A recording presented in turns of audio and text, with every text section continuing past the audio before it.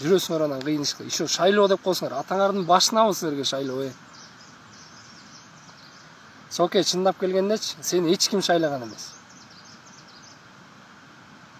Мисалы үчүн мен башка 6 областты айтпай эле коеюн. Мына биз Ысык Көл областы сени действительно шайлаган эмеспиз да. Биз Бабановго барып, Бабановду шайлайлы деп барганбыз. Башка областты билбейм. Может, эми ош эмелер шайласа керек сени. Сени Алмазбек Шаршенович койгон. Өзүм досум деп сага ишенип.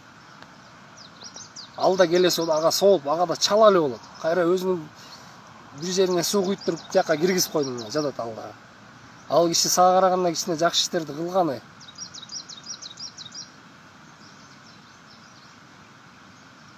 Мына бүгүн бир кезде экинчи манасыбыз Рысбек браттан айрылдык элек.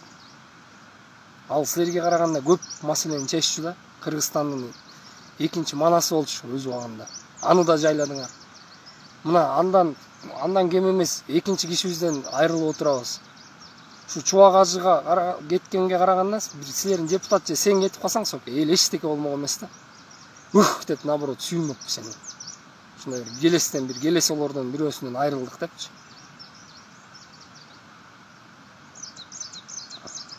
Эмне айтышты деле билбейсиңер силергечи. Мен Жети Өгүз районуна караштуу Жети Өгүз айылынын тургунумун. Жети Өгүз курортуна барып атканда биринчи ай билесиз болду. Биринчи үй. Эгер жанагы менин видеом сага катуу тийип, же депутат бирөөңөргө катуу тийип, мени издеп калсаңар, кенеди эле тырнактай болгон айыл оңой эле таба аласың. Коркута элек менен силер эле калсаңар да.